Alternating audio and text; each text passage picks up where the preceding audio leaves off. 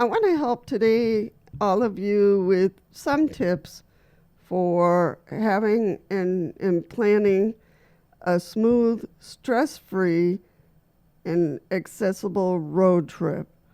I'll walk you through everything from the vehicle setup to accessible attractions so you can focus on having fun, no obstacles, and hopefully no headaches. so, so let's try this out. All right, vehicle prep and accessibility. Start by checking your vehicle. Make sure the tank is full. Make sure that the lift for the wheelchair is functioning. It's been checked recently. Make sure all of that is good to go.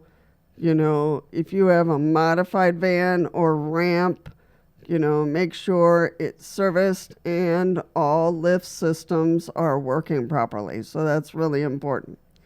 If you're renting, call the rental place. Make sure, confirm about the wheelchair accessible rental that you scheduled. Don't rely on confirmations by email. Bring a portable ramp if possible. I'm not affiliated with Amazon, but Amazon has some pretty good prices. The carry-on or portable ramps have really come down in price.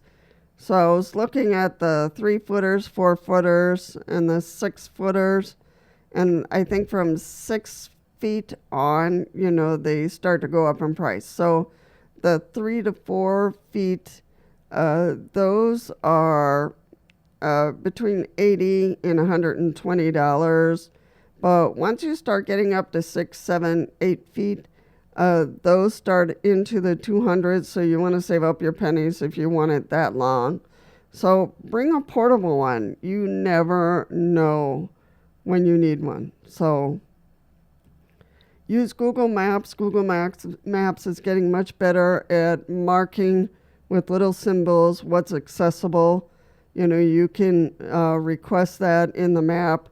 So you can use Wheel Map or Access Now to find accessible stops. So that might be helpful.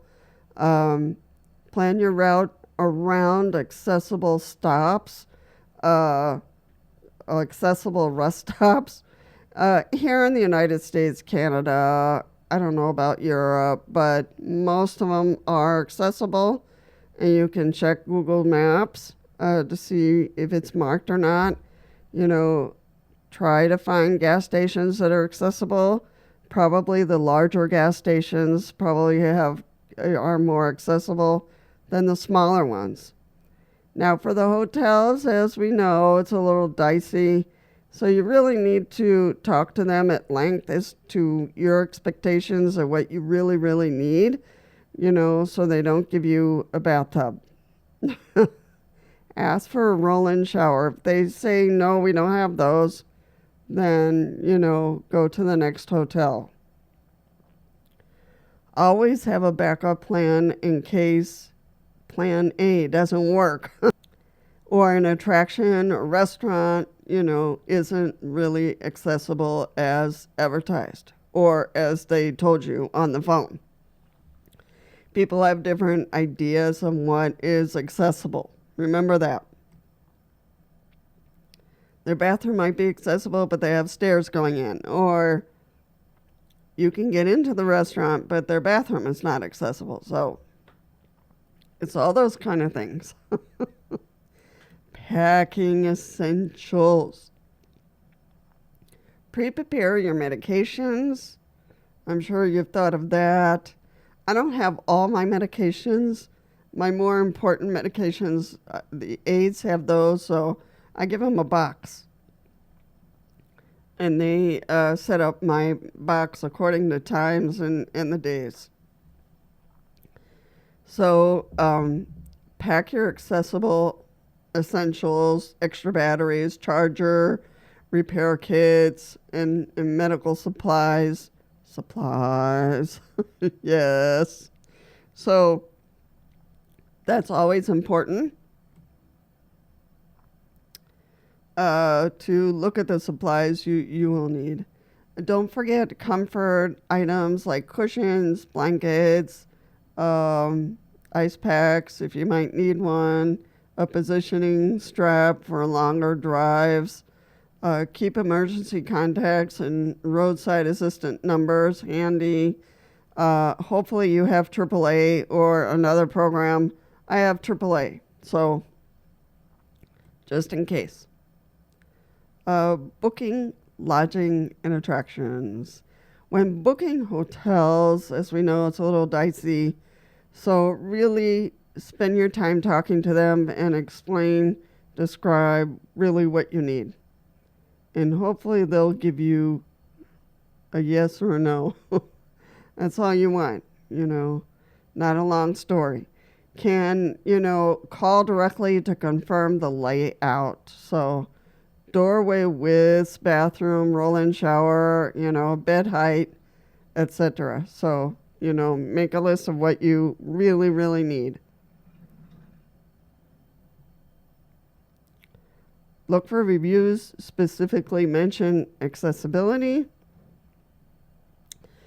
Fellow travelers are your best resource. So you can go to Accessible Go. That's a site where I interact. You'll see some of my videos there. Accessible Go, people there, if you post a question about a hotel or a restaurant, in your travel route, you'll get some feedback on that. So for sure. Attractions often have accessible guides on their website. So also call them. One thing is a website, another thing is the reality. So something could be closed or, no longer functioning or whatever. So print or save them offline, but also call them and see, how they're doing and when they're open, all that kind of stuff. On the road, take regular breaks. That's really important for stretching and pressure relief. Take your time. Don't rush. There's no need to rush. So you always use your tie downs when you're in the van traveling. I don't care where you're going, short or long, but use those tie downs, during your travel. Enjoy the ride. Really, if you see a beautiful area where there's a pullover, you can enjoy the view, take some pictures, have lunch there if there's a space to have lunch. Enjoy. One time I was on the way to the Grand Canyon. I was taking my family over to Grand Canyon. My older brother was driving, so we stopped in Holbrook, which is the town seat for Show Low, Arizona, up in the mountains. That's where I was working. So we took a break in Holbrook, and I was sitting there with a sandwich in my left hand, and I had my service dog. I had a service dog at that time, Johnny, and he was a red golden, beautiful dog. Anyway, he was sitting on my left, and I was holding a sandwich in my left hand. I was talking to my brother, and as we were talking, Johnny took advantage of the moment and took a big bite out of my sandwich. Like, hey, I'm hungry too, He was looking up to the ceiling like, well, I didn't do anything. Johnny, my brother cracked up and couldn't stop laughing. But that was my service dog, faithful to the end. So, you never know what could happen in a brief stop to have a sandwich. So that's why it's so important to enjoy the trip. Service dog and all. All right.